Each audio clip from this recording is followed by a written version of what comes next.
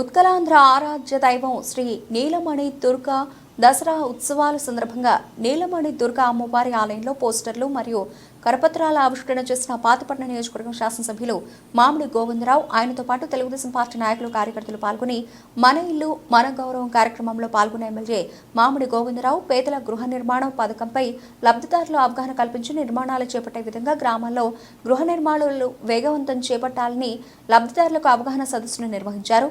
పాతపట్నం మండలం ప్రత్యేక అధికారి మంచు కరుణాకర్ రావు గృహ నిర్మాణ శాఖని ఆదేశించారు. ఈ కార్యక్రమంలో ఎన్డీఏ కూటమి నాయకులు కార్యకర్తలు పాల్గొన్నారు.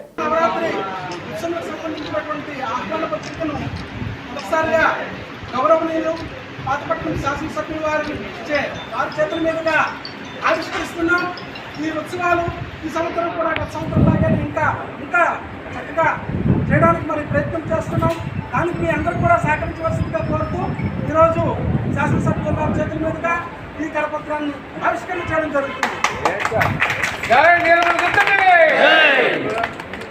అదేవిధంగా గోడపత్రికలు కూడా కార్యక్రమానికి సంబంధించి ఈ గోడపత్రికలు కూడా శాసనసభ్యుల వారి చేతుల మీదుగా ఆవిష్కరణ చేయడం జరుగుతుంది.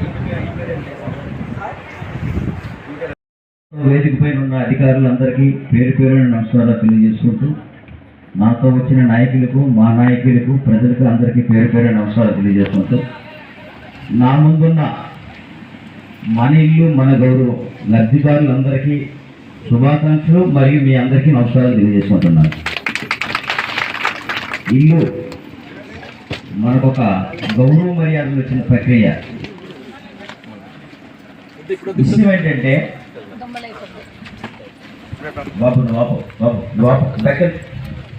విషయం ఏంటంటే చాలామంది స్వాతంత్రం వచ్చి 1947 నుంచి స్వాతంత్రం వచ్చి ఎప్పుడు వరకు కూడా ఎన్ని సంవత్సరాలు అయినా సరే ఇంతవరకు మనకి ఇల్లులు లేవు అంటే కనీసం నివాసానికి మన గృహాలు లేవంటే మనం ఎంత వెనుకబడి ఉన్నామో ఒకసారి అర్థం చేసుకోండి. గత పాలకులు చేసిన తప్పిదాలు కానీ లేకపోతే మనం చేసిన సొంత అపరాధాలు కానీ ఆ ఇల్లు అనేవి మనకి ఇప్పటికీ లేకుండా ఇబ్బందులు పడుతున్నాం. శ్రీ నారా చంద్రబాబు నాయుడు గారు మన ఇల్లు మన గౌరవం అని ఈరోజు పెట్టి యాక్చువల్గా ఏ ప్రభుత్వాలు కూడా పేదవాళ్ళ గురించి ఆలోచించవు. గతంలో 2014 నుంచి 2019 మధ్యన వచ్చిన ఇళ్ళన్నీ ఏవైతే ఉన్నాయో 2019 తర్వాత వైసీపీ ప్రభుత్వం వచ్చి ఆ ఇల్లు ఉన్న వాళ్ళ కట్టినందరికీ ఇప్పటి వరకు బిల్లులు కూడా శాంక్షన్ చేయలేదు. ఇది వాస్తవం. ఎవరినైనా అడగండి, లేకపోతే హౌసింగ్ ఏఈ గారిని అడగండి, ఇక్కడ ఉన్న అధికారులకు అందరికీ అడగండి. కానీ ఎందుకన్నా వాళ్ళు ఇగోకు పోయారు. పేదవాడికి ఇల్లు ఉండకూడదు, ఆ ప్రభుత్వం ఇచ్చిన నియమంతికి ఇవ్వాలి అనే నియంత్రక ద్వారంతో ఉన్న గత ప్రభుత్వం వైసీపీ ప్రభుత్వం. కానీ ఈనాడు చంద్రబాబు నాయుడు గారు ఎన్డీఏ కూటమిలో శ్రీ నారా లోకేష్ గారు కానీ పవన్ కళ్యాణ్ గారు కానీ మోదీ గారు కానీ పార్టీలు కాదు ఇక్కడ ప్రజల ముఖ్యము అని చెప్పి మీ అందరికీ ఇప్పుడు వచ్చిన సుమారుగా 13 లక్షలు వచ్చిన ఇల్లు మొత్తం దేశం మొత్తం రాష్ట్రం మొత్తం వచ్చిన ఇల్లులో ఇప్పుడు మనకు వచ్చిన ఇల్లులో ఏమీ పోకూడదు. లబ్ధిదారులందరికీ అవగాహన సదస్సు పెట్టి వాళ్ళ ఎట్టి పరిస్థితుల్లో మార్చి 30 లోపు ఏ ఎగాలున్న ఇళ్ళన్నీ కంప్లీట్ అవ్వాలని చెప్పి మీ ముందుకు ఈ సదస్సు పెట్టమని అంటే ఆ ప్రభుత్వానికి ఈ ప్రభుత్వానికి ఉన్న తేడా ఒక్కసారి గుర్తించండి. మీ అందరూ అది నిజమా కాదు చెప్పండి మీకు. కానీ మీలో చాలామంది ఎవరైతే లబ్ధిదారులు ఉన్నారో, ఎవరైతే పట్టాలు పొందున్నారో బినామీ పేరు మీద పొందుండి అమ్మేసి ఉన్నారు. అవి కట్టడం లేదు, వచ్చిన అవకాశాన్ని కూడా మీరు వినియోగించుకోవడం లేదు. ఎందుకు అలా జరుగుతుంది అనేది నేను చెప్పను, అది మీకు తెలుసు. చాలామంది వైసీపీ నాయకులు ఇక్కడ ఉన్న ప్రస్తుతానికి అయిన ఈ మొత్తం ఎన్ని లేఅవుట్ సార్ ఇవి 5 లేఅవుట్లలో మొత్తం 5 లేఅవుట్లో చాలా ఫ్లాట్స్ బినామీ పేర్ల మీద ఇచ్చి వాళ్ళు అమ్ముకుని ఉన్నారు. ఇక్కడ నేను ఎంతోముందు మీ హౌసింగ్ ఏఈ దృష్టిలో పెట్టాను.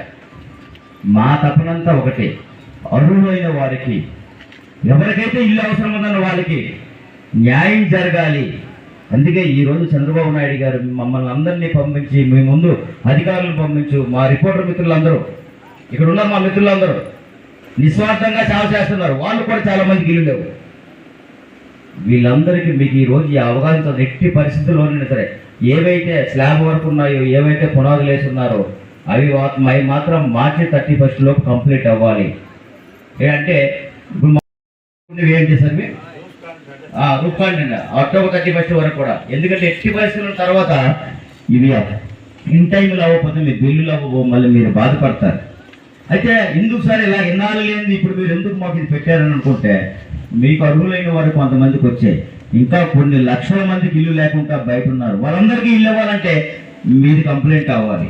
మీరు కంప్లైంట్ అవ్వాలంటే మీరందరూ కంప్లీట్ చేసుకొని మీ రిపోర్ట్ అన్ని ఇస్తే మళ్ళీ కొత్తగా ఇల్లు అనేవి ఇవ్వడం అనేది జరుగుతుంది అందరికీ. కానీ దయచేసి మీరందరూ